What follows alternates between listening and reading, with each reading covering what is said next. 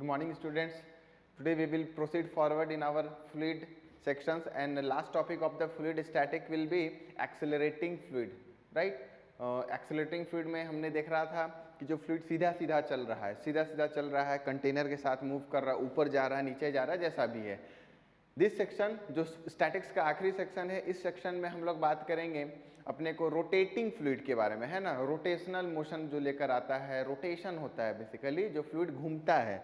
जैसे कि आपके पास एक कंटेनर है, उसमें पानी रखा हुआ है, मान लो पानी में आप एक स्टिक डालो या पेन डालो और उसको ऐसे करके रोटेट करो, तो देखना आपको दिखेगा कि एक नीचे से कोन जैसा शेप आ रहा है, वो रोटेट करने का हो गया। या एक ट्यूब ले लो, ट्यूब में पानी है और उस ट्यूब को गोल गोल घुमाओ, तो वो भी क्या हो गया भाई, वो भी रोटेशन में है। तो प्रेशर का डिफरेंस बेसिकली जनरेट होता है या इक्वेशन पूछता है, इस पर हम लोग बात करेंगे, ठीक है। तो हमारा जो कंसर्न है कि pressure difference in a rotating fluid के बारे में बात करना, है ना। जो टॉपिक हमें सीखना है कि कितना प्रेशर डिफरेंस लेकर आता है, तो pressure difference in a rotating fluid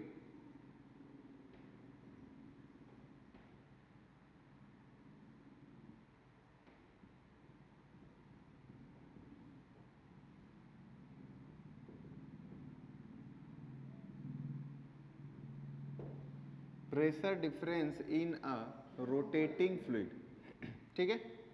देखो हमारे पास जो सेक्शन है वो कुछ इस तरीके का है। ये हमारे पास एक ट्यूब है,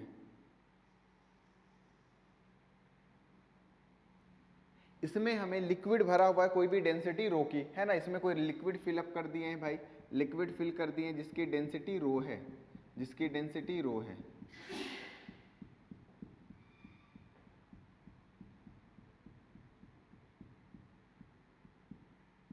ठीक है। इसकी डेंसिटी कितनी है, रो।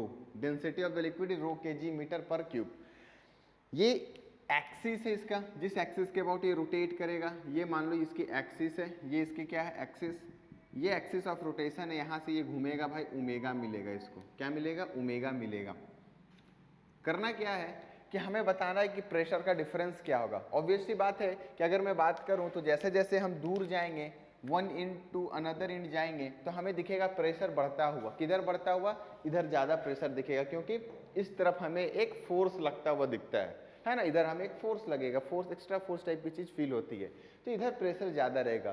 तो इसमें कितना प्रेशर का डिफरेंस आता है, one end to another end. तो उसको निकालने का सिंपल सा तरीका क्या करेंगे, हम किसी भी एक छोटे से सेक्शन पे बात करेंगे या छोटे से मास एलिमेंट को हम लोग देखेंगे, उसके अगल बगल हम प्रेशर का डिफरेंस लिख देंगे। तो मैं यहाँ पे बात करता हूँ कि x दूरी पे चलकर x पे जाकर मैंने एक छोटा सा मास एलिमेंट कट किया जो dx थिकनेस का है ना। ये dx, x पे जाकर मैंने dx का एक सेगमेंट कट किया, जिसकी मास जो इसमें इंक्लोज्ड है इस वाटर वॉल्यूम में, वो dm है। जो मास इंक्लोज्ड है वो कितना है, वो dm है। हम ये जानते हैं करना। तो dm को अगर मैं लिखना चाहूँ, तो dm कितना लिखाएगा सर, छोटा सा मास होगा, डेंसिटी इंटू वॉल्यूम v। तो इसको लिख सकते हो डेंसिटी इंटू वॉल्यूम की जगह एरिया, ठीक है ना, एरिया इंटू dx, ऐसा वॉल्यूम लिख सकते हैं। अगर इसका क्रॉस सेक्शनल एरिया कितना है, a है।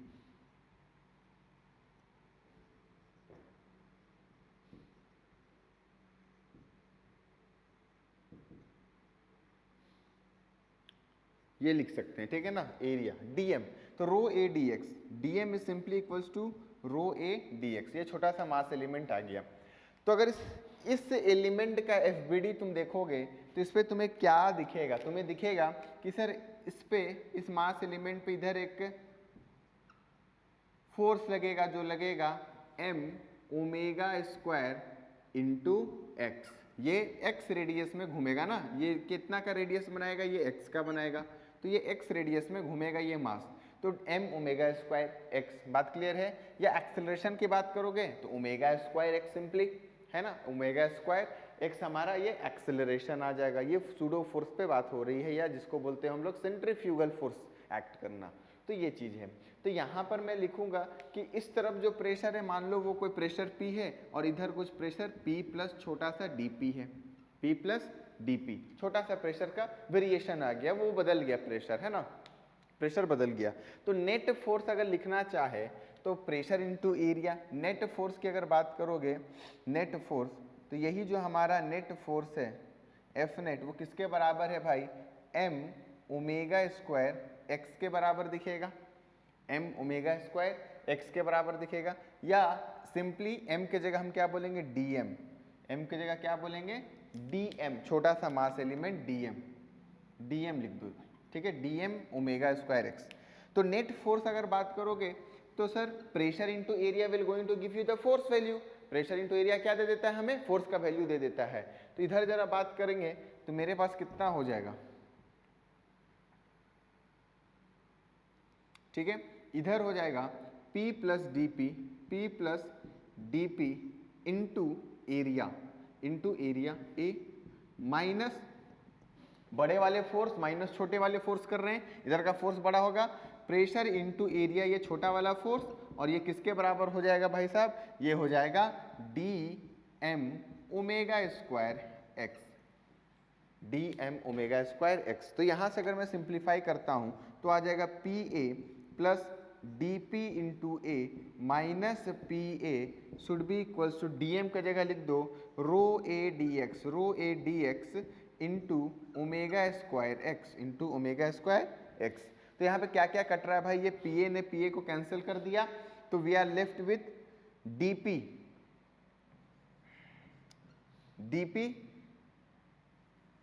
A equals to rho times A omega square X dx, A ने A को भी कैंसल्ड आउट कर दिया। तो finally we are left with dP मतलब चेंज इन प्रेशर, जीरो से delta P equals to rho constant है भाई, बाहर आ जाएगा, ओमेगा स्क्वायर भी कांस्टेंट रहेगी, बाहर आ जाएगा, और इंटीग्रेशन ऑफ x dx बचेगा। लिमिट मान लो लिमिट 0 से x ही, कोई भी जनरल लेंथ के लिए बात करेंगे 0 से x का ही मैं बात कर लेता हूँ लिमिट, है ना, 0 से x मान लेता हूँ, एक ट्यूब का लेंथ ही था। तो मैं यहाँ पर अगर इंटीग्रेट करूँ तो सर इधर आ जाएगा delta P minus 0 should be equals to rho of omega square into, और इधर क्या हो जाएगा x स्क्वायर बाई 2। तो बेसिकली जो चेंज इन प्रेशर या pressure difference between the two ends आएगा इस रोटेटिंग फ्लूइड के कारण, वो कितना आ जाएगा हमारा, रो omega square X square by 2। यही वो pressure difference in a rotating fluid, इतना का प्रेशर भाई डिफरेंस आता है एक इंड से दूसरे इंड। ये कहाँ से प्रेशर डिफरेंस है, ये एक्सिस से प्रेशर डिफरेंस है, ये कहाँ से प्रेशर डिफरेंस है, और ये एक्सिस से प्रेशर का डिफरेंस है, एक्सिस से, यहाँ से इस एक्सिस के अबाउट रोटेट कर रहा है, तो यहाँ से प्रेशर डिफरेंस हम लिखेंगे this minus this between two ends. बात क्लियर है, from the axis of rotation we write the pressure difference. Copy कर लो, ये सिंपल सा एक प्रूफ था, बाद बाकी ये फॉर्मूला आपको याद होना चाहिए।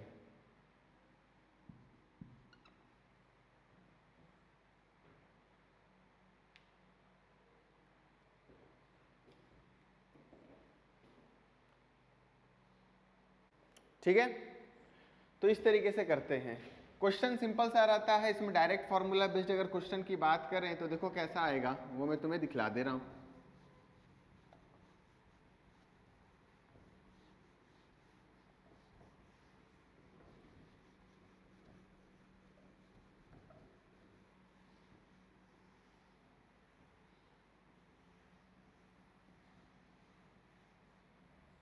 देखो क्वेश्चन, ये तो भाई फॉर्मूला समझ में आता, चेंज इन प्रेशर की अगर मैं बात करूं तो ऐसा दे देगा, हमें दे देगा सर इस इंड के अबाउट,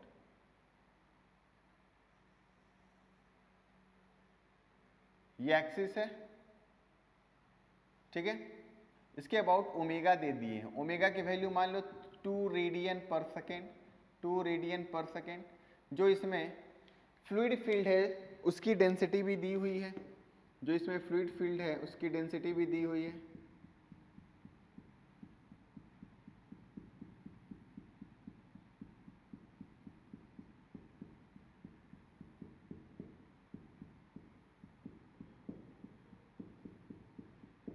ठीक है ना, इसमें उसकी डेंसिटी भी दी गई है। इस फ्लूइड की डेंसिटी रो है, रो की वैल्यू की अगर मैं बात करूं तो रो की वैल्यू की बात करता हूँ तो वो कितना आ जाएगा, रो आ जाएगा हमारा मान लो 10 kg पर मीटर क्यूब दिया हुआ है, रो डेंसिटी मान लो ऐसा दिया हुआ है 10 kg पर मीटर क्यूब। ठीक है, तो मेरे को बोला है कि अगर ये पॉइंट ए है, अगर ये पॉइंट ए है और अगर ये पॉइंट बी है तो P A minus P B बताइए जब लेंथ आपको दे के रखेगा, P A minus P B बताइए जब आपको ये लेंथ दे के रखेगा, वो मान लो 4 मीटर है, कितना है 4 मीटर, सब ऐसा यूनिट में दिया गया है। तो अब ऐसी बात है हमें ये आना चाहिए फॉर्मूला, तो इस फॉर्मूला को मैं डायरेक्ट यूज कर लूँगा। तो P A minus P B sir मेरे को निकालना है, तो सर इधर हाइयर प्रेशर की वैल्यू रहेगी, इधर लोअर प्रेशर की वैल्यू रहेगी, तो P A minus P B क्या आ जाएगा, तो पहले तो हम हाइयर माइनस लोअर निकाल लेते हैं। तो P A minus P B के लिए सिंपली क्या कर लोगे कि sir P B minus P A change in pressure निकाल लो, वो ये फॉर्मूला से, ठीक है, वो किस में आएगा सर, प्लस में ही आएगा, rho omega square X square by 2। तो P B minus P B minus P A will going to give you, rho की वैल्यू 10 है, omega 2 into 2 X square 4 into 4 by 2, ये कट गया तो कितना हो गया 4 4 16, 16 2 32 और ये 320 आ गया भाई Pascal, P B minus P A इतना आ गया प्रेशर। तो मेरे को P A minus P B निकालना था तो नेगेटिव हो जाएगा, और क्या sir P A minus P B की value, P A minus P B की वैल्यू माइनस 320 आ जाएगा। क्लियर है, तो इस तरीके से हम कैलकुलेट कर लेंगे प्रेशर की वैल्यू। कॉपी करो जल्दी, आगे बढ़ते हैं।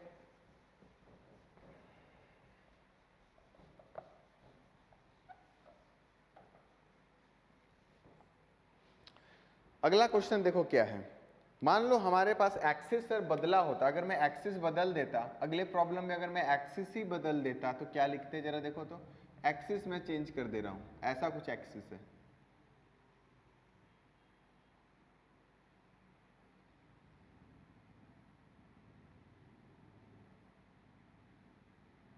ये हो गया एक्सिस, ठीक है ना।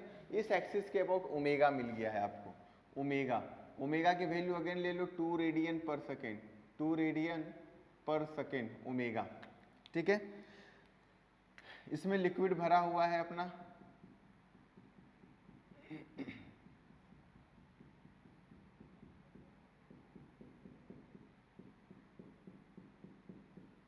ठीक है।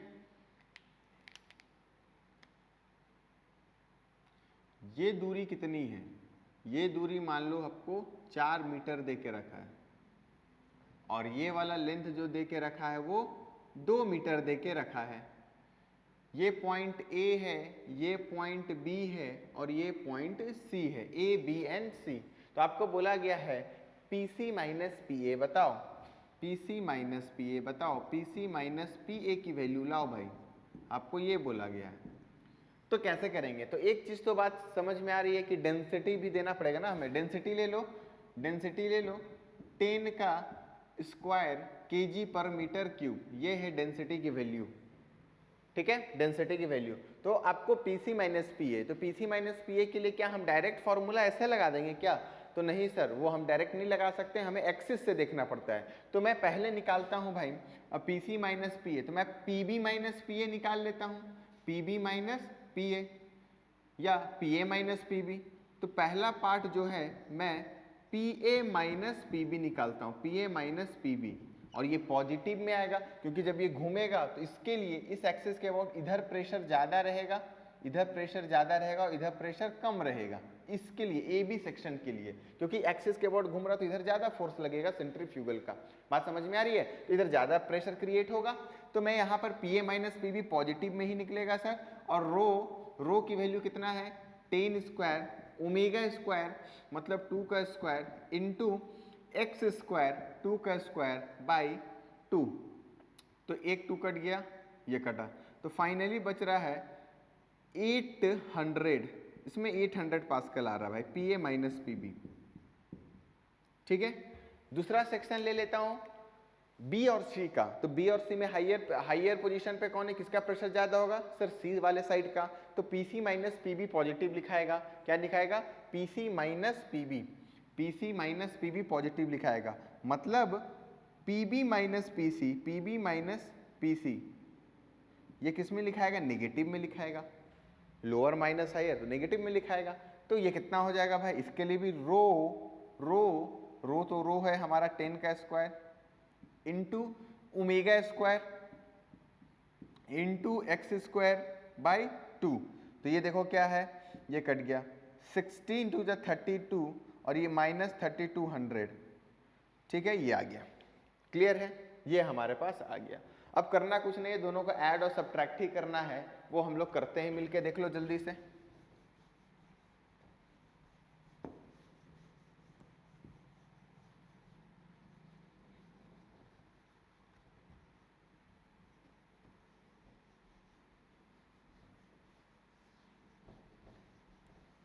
ठीक है, ऐड और सब्ट्रैक्ट करना है तो कर लेते हैं ना।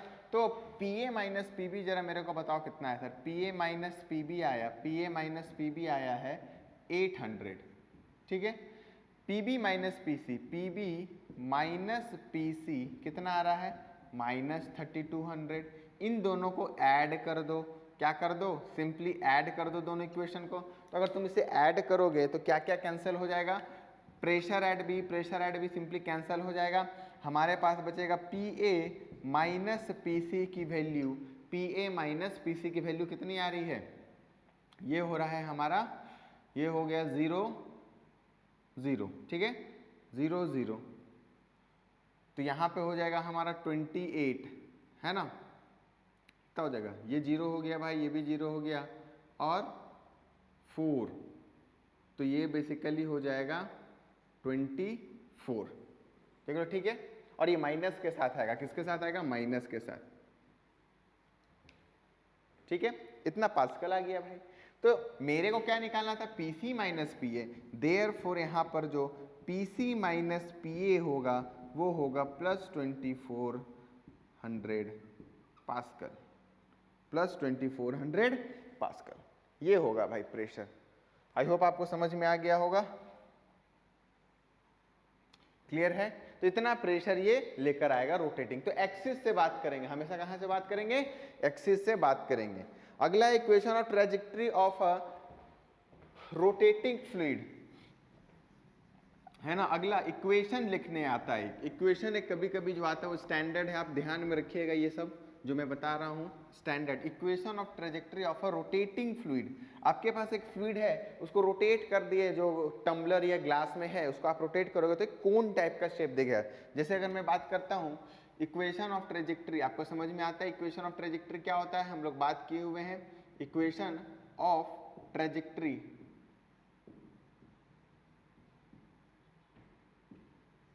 ऑफ अ रोटेटिंग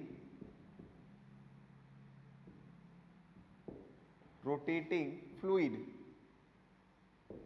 ठीक है ना। रोटेटिंग फ्लूइड का जो इक्वेशन ऑफ ट्रेजेक्टरी की बात करेंगे वो क्या होगा?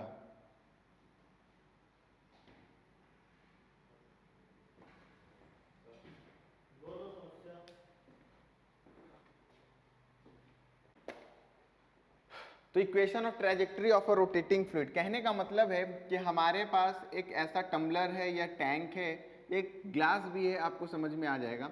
तो इस ग्लास में आपके पास मान लो फ्लूइड है, तो ये भी तो रुका हुआ है ना, ऐसा रुका हुआ है।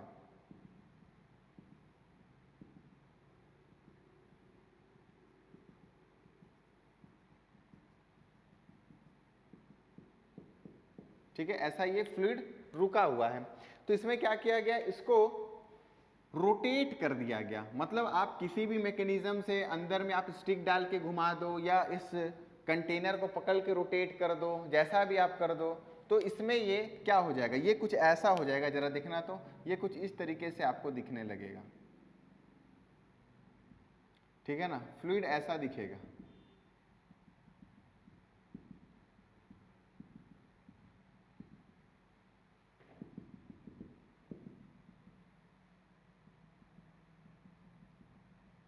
लगभग लगभग ऐसा दिखेगा। समझ में आ रहा है? मतलब क्या होगा? इस एक्सिस के अबाउट वो घूमने लगेगा, ऐसा ऐसा ये घूमने लगेगा, रोटेट करने लगेगा। आप ठीक है, ये तो भी रोटेट नहीं कर रहा था, अब वो रोटेट करने लगेगा। तो ये है इसका इक्वेशन, मतलब इसमें जो पाथ जनरेट हो रहा है ना, ये जो पाथ है, ये जो कर्वेचर ये बना रहा है, इसका इक्वेशन क्या होगा, ये किस मैथमेटिक्स का पोर्शन को कवर कर रहा है, क्या ये सर्कल है, क्या ये पैराबोला है, क्या ये एलिप्स है।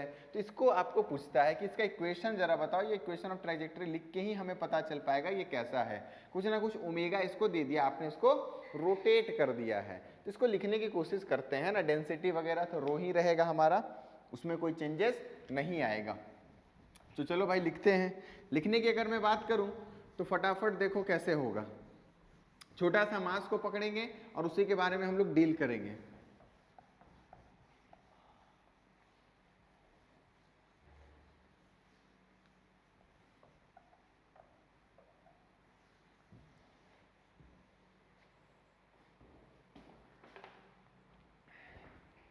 ठीक है, देखो यहाँ पे मान लो हमारे पास कोई छोटा सा डीएम मास है। कौन सा मास है? डीएम मास।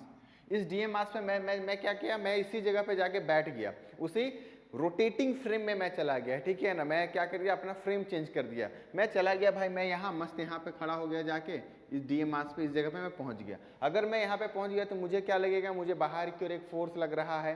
ठीक है, तो अगर मैं बात करता हूँ कि इसको मैं इधर बना रहा हूँ, देखना ये हमारा एक्सिस हो गया है और ये कुछ इस तरीके का है, लेट इट बी। ठीक है, तो यहां पर है वो डीएम मास, और ये हॉरिजॉन्टल से बात करें तो कुछ ना कुछ एंगल बनाएगा। ये डीएम मास हमारा हॉरिजॉन्टल से भी बात करें तो ये कुछ ना कुछ एंगल बनाएगा।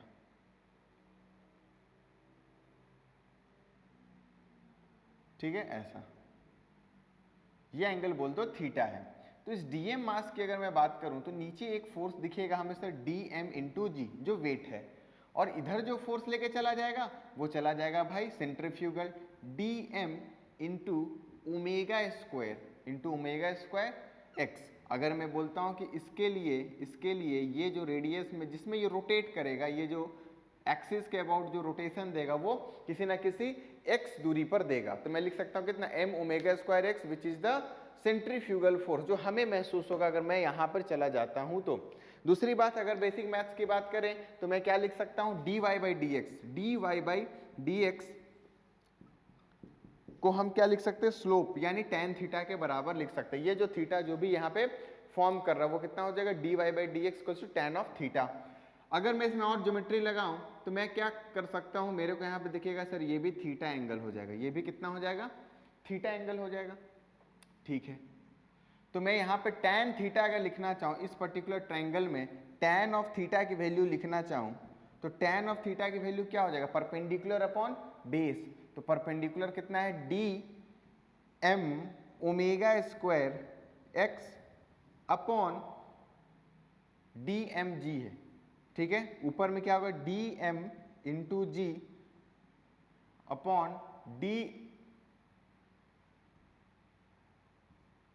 M omega square X upon D M into G. अब सही है, ठीक है, ये होगा tan ऑफ थीटा। इस पर्टिकुलर ट्रायंगल में tan theta perpendicular by base, तो tan थीटा हो गया, इधर कितना है, D M omega square X, तो D M omega square X, और इधर परपेंडिकुलर यानी बेस में कितना है, डी एम जी, तो डी एम जी हो गया। तो डी एम ने डी एम को कैंसिल आउट कर दिया, डी एम ने डी एम को कैंसिल आउट कर दिया, तो फाइनली जो हमारे पास बच रहा है वो कितना बच रहा है, D Y by D X, tan theta को लिख सकते हैं dy बाई डी एक्स, और इधर हो जाएगा ओमेगा स्क्वायर एक्स बाई जी। तो यहाँ से dy हो गया और इधर चला गया ओमेगा स्क्वायर बाई जी, बाहर ले लो, और यहाँ पर x dx ये हो गया। इसको इंटीग्रेट कर देते हैं भाई, ये 0 से x चला गया कुछ भी, और ये 0 से y चला गया जनरल। ठीक है ना, y में 0 से y और x में 0 से x। तो यहाँ पर अगर लिमिट दे के आप इंटीग्रेट करके फाइनल आंसर तक जाओगे तो ये बच जाएगा y equals to omega square by G into X square by 2। तो फाइनल जो इक्वेशन आपको दिखेगा y equals to omega square by 2g into X square. ये देखो भाई फाइनल इक्वेशन हमें ये दिख रहा है। किसका है ये इक्वेशन भाई? ये इस पाथ का है ना, ये पाथ का, ये जो पाथ ले रहा है ना, इसी का तो इक्वेशन पूछा गया, इसी का इक्वेशन पूछा गया। इसका इक्वेशन क्या होगा? इक्वेशन क्या होगा? तो इक्वेशन क्या होगा? Omega square by 2g into X square, omega square by 2g into X square. तो ये इक्वेशन जो है हमारा पैराबोलिक कर्व का है ना, पैराबोलिक कर्व, ये पैराबोला बना रहा है, पैराबोला बना रहा है। तो ये जो इक्वेशन है किसका? ये सिग्निफाई कर रहा है या ये डिनोट कर रहा है पैराबोलिक कर्व, पैराबोलिक कर्व, ठीक है, पैराबोलिक कर्व का है। क्लियर है? तो इस तरीके से ये है हमारा रोटेटिंग फ्लूइड का इक्वेशन। ये जनरल है, ये याद रखिएगा, आपको समझ में आना चाहिए। अगर ओमेगा से घुमा रहे हैं, एक्सिस बीच में है, तो हमारा ये कर्व का इक्वेशन आता है, ठीक है। तो surface is a parabolic in nature, surface कैसा है? पैराबोलिक इन नेचर, ठीक है। तो ये हो गया भाई हमारा पूरा फ्लूइड स्टैटिक्स, समझ में आया? ये पूरी फ्लूइड स्टैटिक्स है। क्वेश्चंस कैसे कैसे आते हैं एकदम सिंपल सिंपल आपको ध्यान में रखना है। बेसिकली मैकेनिक्स जोड़ा रहता है, पीछे के जो चैप्टर्स हम लोग पढ़े हैं उसमें कुछ कुछ ऐड करके क्वेश्चंस बनाएंगे, बाद बाकी ये सब जो चीज़ें स्टैंडर्ड, इसको आपको याद रखना है। चलो भाई, अगला जो सेक्शन स्टार्ट होता है इस चैप्टर में वो है हमारा फ्लूइड डायनेमिक्स का सेक्शन। ये स्टैटिक्स पूरा हमने कर लिया, वो क्या होता है? फ्लूइड डायनेमिक्स, उसको देख लेते हैं।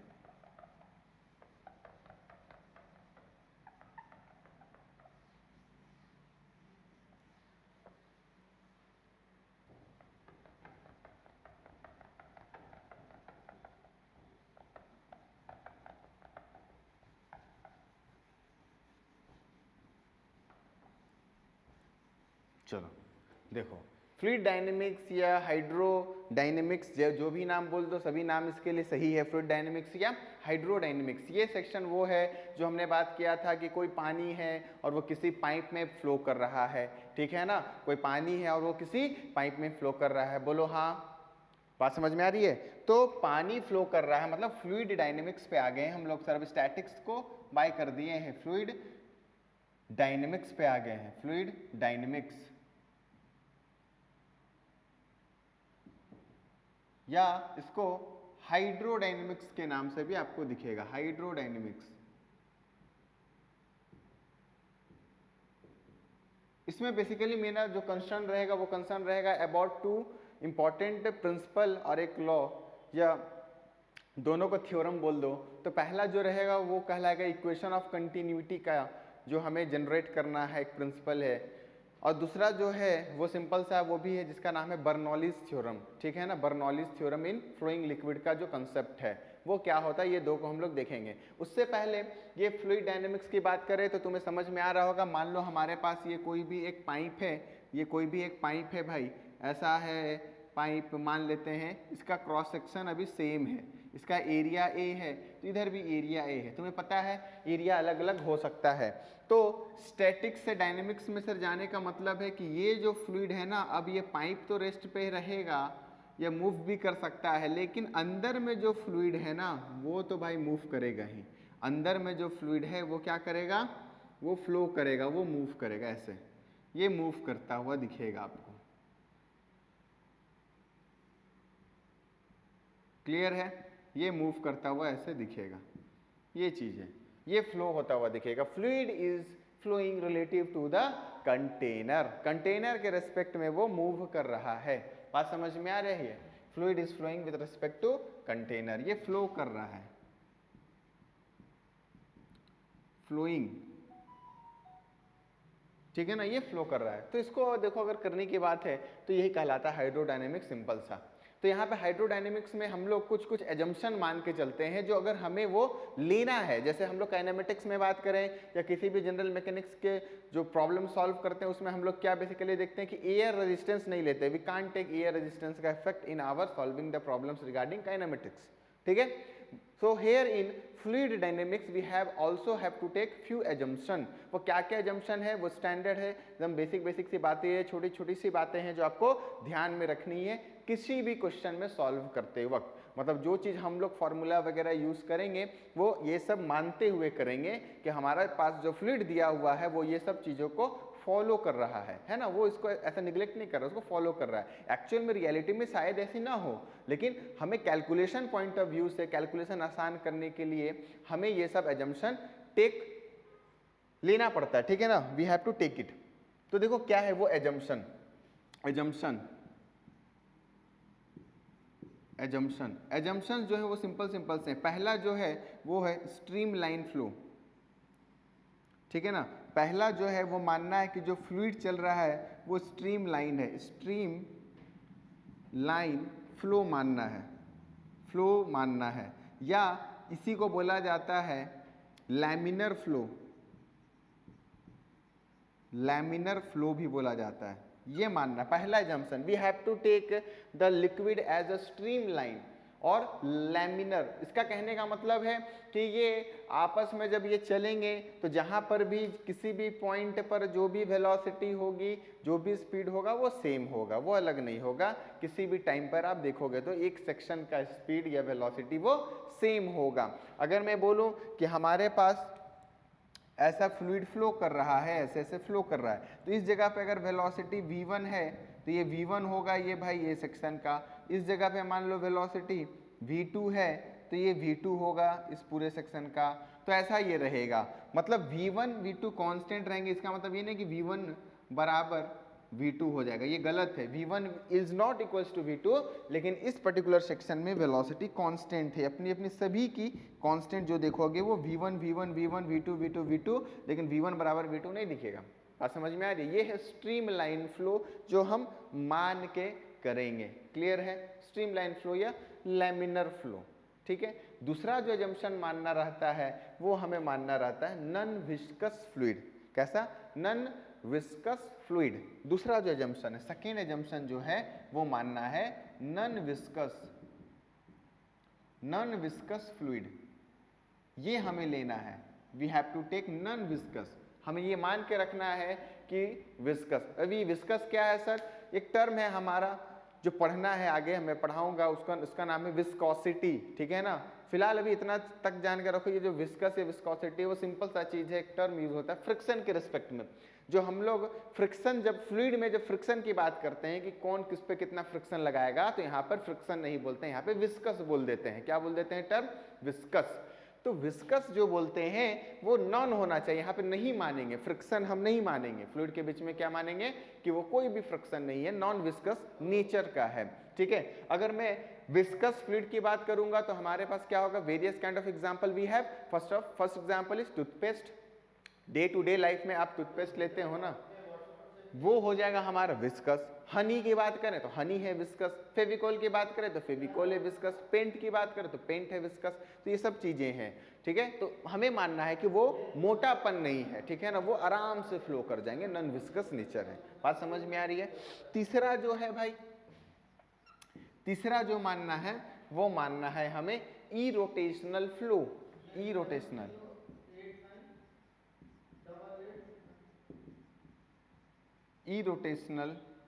Motion.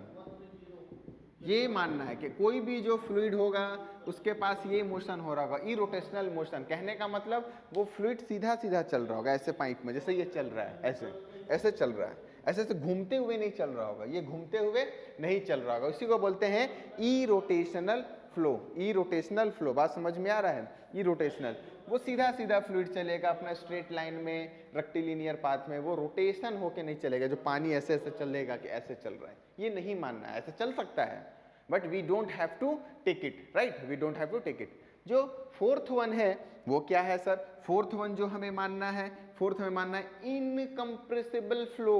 We have to take it as incompressible flow, which means the density should remain constant, incompressible flow।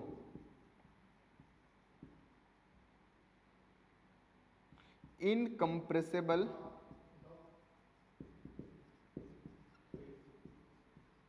Flow.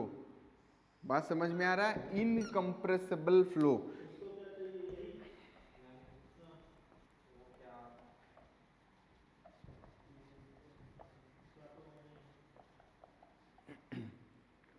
Incompressible flow हमें मान के चलना, मतलब कि कंप्रेस नहीं कर रहा है, जितना वॉल्यूम जितना डेंसिटी है फ्लूइड का वो उतना ही लेकर चलेगा, ठीक है ना। वॉल्यूम हमारा जो है जितना आ रहा है उतना जाएगा, इक्वल अमाउंट में अपना चला जाएगा। इनकम्प्रेसिबल फ्लो मतलब डेंसिटी रिमेन कांस्टेंट।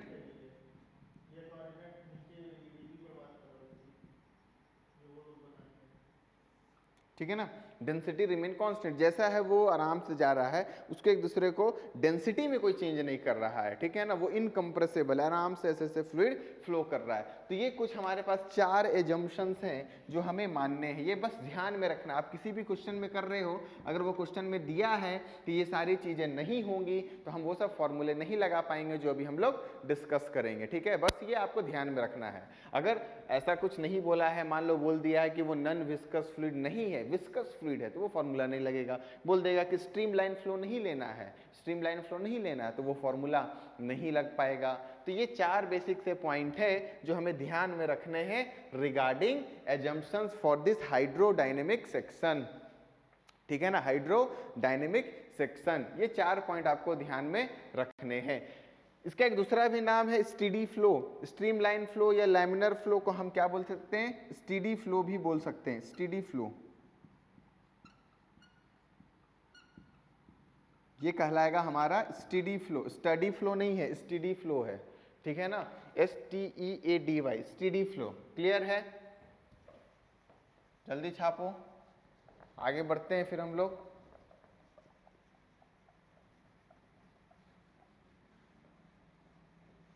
तो यहां पे जो पहला प्रिंसिपल जो हमें समझना है, जो न्यूमेरिकल में यूज होगा डायरेक्टली, कहीं कहीं इनडायरेक्टली भी, तो वो कहलाता है प्रिंसिपल ऑफ कंटिन्यूटी या इक्वेशन ऑफ कंटिन्यूटी, है ना। ये हमें पढ़ना है, इक्वेशन ऑफ कंटिन्यूटी या प्रिंसिपल ऑफ कंटिन्यूटी के बारे में बात करनी है, ठीक है ना।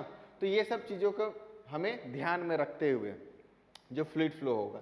अगर जनरल से बात करें तो जो नॉन आइडियल फ्लूइड है, मतलब ये सब जो कंडीशन, ये किसकी आइडियल फ्लूइड के लिए, जो मैंने कंडीशन लिखाया, all conditions are fall, all conditions, all assumptions जो मैं बोल रहा हूं, all assumptions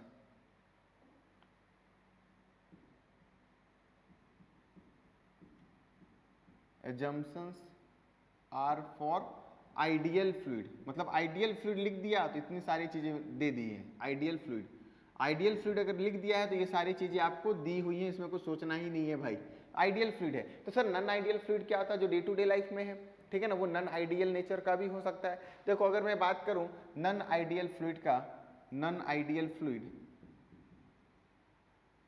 non ideal fluid, ठीक है, और मैं बात करता हूं आइडियल फ्लूइड, आइडियल फ्लूइड। तो बेसिक से अगर मैं डायग्राम पर्पस से बात करूंगा, ठीक है ना, स्ट्रीमलाइन फ्लो या लैमिनर फ्लो की अगर मैं बेसिक डायग्राम के स्ट्रक्चर से बात करूंगा तो मैं क्या बात करूंगा, देखो ऐसा, ये चीज, ये नॉन आइडियल का केस है।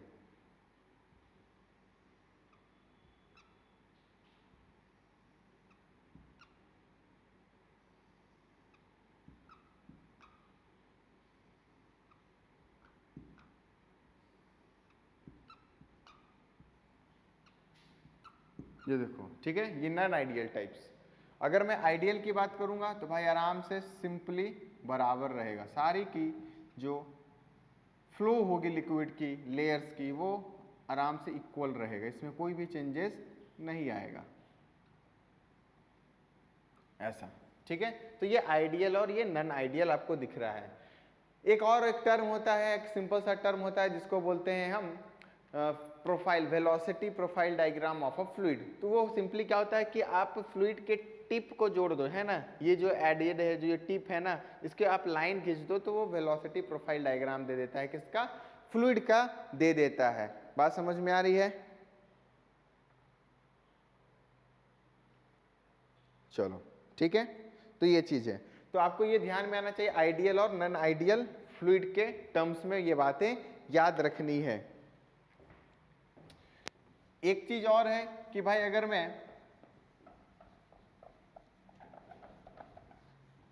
वेलोसिटी की बात करूंगा कि v1 v2 v3 v4 किधर ज़्यादा होगा किधर कम होगा क्या होगा, तो वो सब भी हम लोग बात कर सकते हैं, ठीक है ना। किधर की वेलोसिटी ज़्यादा होगी किधर की वेलोसिटी कम होगी, किधर की वेलोसिटी ज़्यादा होगी और किधर की वेलोसिटीज कम होगी।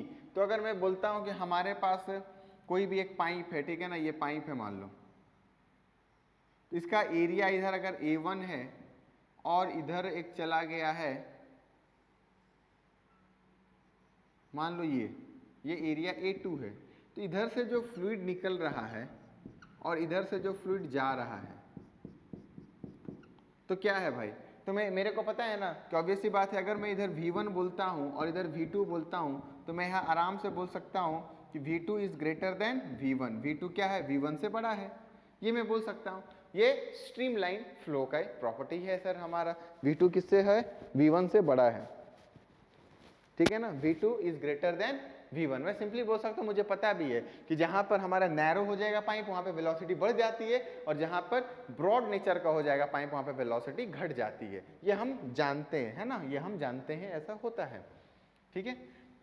अगर कभी भी पाइप नहीं दिया है ऐसा मान लो, और तुम्हें सिंपली डायग्राम दे के रखा है, आइडियल फ्लूइड दे के रखा है डायग्राम के साथ, तो तुम्हें बोलेगा कि बताओ किधर की वेलोसिटी ज़्यादा है।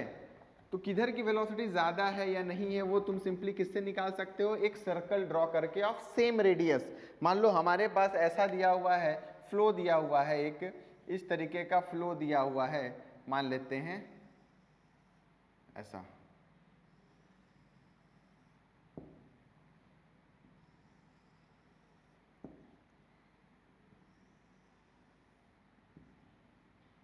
ठीक है। ये तो किसकी वेलोसिटी, अगर इधर मैं v1 बोलूँ इधर मैं v2 बोलूँ, तो कौन बड़ा है, तो बड़ा होने के कारण आप एक सर्कल ड्रॉ कर लो यहाँ से, सेम डायमीटर या रेडियस का जो भी बोल दो, इतना बड़ा यहाँ पर भी ड्रॉ कर दो भाई, ये देखो इतना बड़ा यहाँ पर भी मैंने ड्रॉ कर दिया, ठीक है। तो यहाँ से कितने लाइन्स है, ये जो लाइन से कितने जा रहे हैं सर, ये जो लाइन्स इनक्लोजेज है कितना है, मान लो यहाँ पे 3 है, 3 लाइन्स, यहाँ पे कितने 1 2 3 4 5 लाइन्स, तो जहाँ पे ज़्यादा लाइन्स आ जाएगा वहाँ पर वो क्या हो जाएगा, वेलोसिटी ज़्यादा, वो हमें पता है। आप इसको पाइप के टर्म्स में बना दो और देख लो कहाँ पर ज़्यादा लाइन्स ये क्रॉस करा रहा है, जहाँ पे ज़्यादा लाइन्स क्रॉस कराएगा वहाँ पर उसके क्या हो जाएगी भाई, वेलोसिटी ज़्यादा हो जाएगी। इतना ज़्यादा वाटर का फ्लो जो है वो छोटे से जगह से निकलना, तो ऑब्वियस सी बात है तेजी निकलेगा तभी वो मेंटेन कर पाएगा। तो इसी को लेके आगे चला जाता है जिसको बोलते हैं इक्वेशन ऑफ कंटिन्यूटी का बात, है ना, या इक्वेशन ऑफ कंटिन्यूटी या प्रिंसिपल ऑफ कंटिन्यूटी जो हमें जनरेट करना है। तो मैं बात करता हूँ इक्वेशन ऑफ कंटिन्यूटी, जो फॉर्मूला देगा इक्वेशन ऑफ कंटिन्यूटी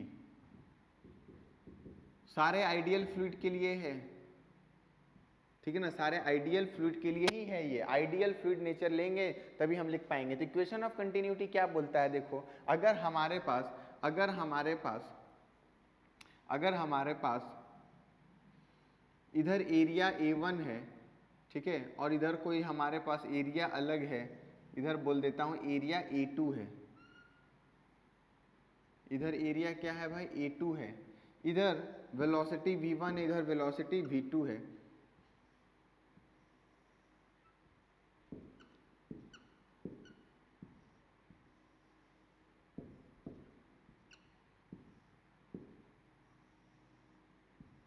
ऐसा मान लेते हैं, ठीक है।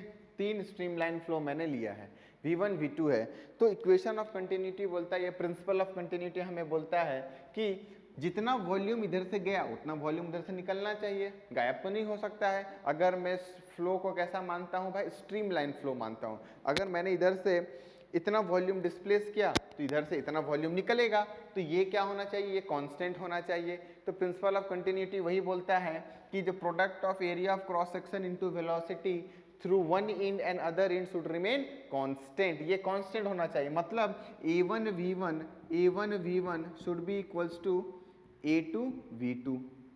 डेंसिटी कुछ ना कुछ रो होगा, ठीक है ना, डेंसिटी कुछ होगा रो। तो बोलता क्या है कि अगर किसी भी 1 मीटर क्यूब वॉल्यूम की बात कर रहे हैं, 1 मीटर क्यूब वॉल्यूम जो भी लिक्विड है 1 सेकेंड में, ठीक है ना, 1 सेकेंड में 1 मीटर क्यूब वॉल्यूम 1 सेकेंड में, या 1 लीटर वॉल्यूम 1 सेकेंड में, यहाँ से वो मान लो यहाँ तक का वॉल्यूम है, ठीक है, तो ये यहाँ से उतना वॉल्यूम निकालेगा ही, इतना वॉल्यूम ये निकालेगा ही। ऑब्वियस सी बात है, वो निकलने का क्या करे कंडीशन, इधर तेज हो जाएगी वेलोसिटी।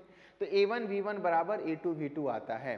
जब ये बोल सकते हो कि जो मास ट्रांसफर हो रहा है इस इंड में, वो मास उतना उस इंड में निकलना चाहिए, अगर वो फ्लो कैसा है, स्ट्रीमलाइन है वगैरह वगैरह, जो हमने जंक्शन मांगा, मतलब आइडियल फ्लूइड है। तो आइडियल फ्लूइड में क्लियर है, कहीं भी कोई लॉस नहीं है, अपना फ्रिक्शन वगैरह नहीं है, आराम से चल रहा है। तो मास मतलब density into area into volume, density into area into volume, density cut ही जाएगा, ठीक है ना। अगर मेरे को मास के टर्म्स में लिखना है तो क्या लिखूंगा, डेंसिटी से मल्टीप्लाई कर दूंगा मैं, और ये वेलोसिटी है। तो हमें जो मिलेगा यही फॉर्मूला मिलेगा, मतलब a into V equals to constant रहेगा। क्या रहेगा, कांस्टेंट रहेगा, ये हमेशा कांस्टेंट रहेगा, ये चेंज नहीं हो सकता है। और ये AV को बोला जाता है, A इंटू वी को बोला जाता है रेट फ्लो। क्या बोला जाता है, रेट फ्लो, एक टर्म आता है फ्लो रेट या रेट फ्लो, जो भी बोला जाए। और ये 1 मीटर क्यूब ऑफ लिक्विड हम 1 सेकेंड में लेकर ये मान के चलते कि 1 सेकेंड में 1 मीटर क्यूब डिस्प्लेस कर गया, 1 सेकेंड में 1 litre cube, 1 litre volume displace कर गया 1 सेकेंड में, ठीक है। AV रेट फ्लो, बात समझ में आ रही है, रेट फ्लो। इसको Q से भी लिखा जाता है, रेट फ्लो को लिखा जाता है Q से, Q बराबर AV, Q बराबर A इंटू वी। तो ये है वो फॉर्मूला A1 V1 बराबर A2 V2 जो हमें यूज करना है। इसी को बोलते हैं प्रिंसिपल ऑफ कंटिन्यूटी या equation of continuity for ideal fluid. बात समझ में आया, लिख लो जरा जल्दी से लिख लो।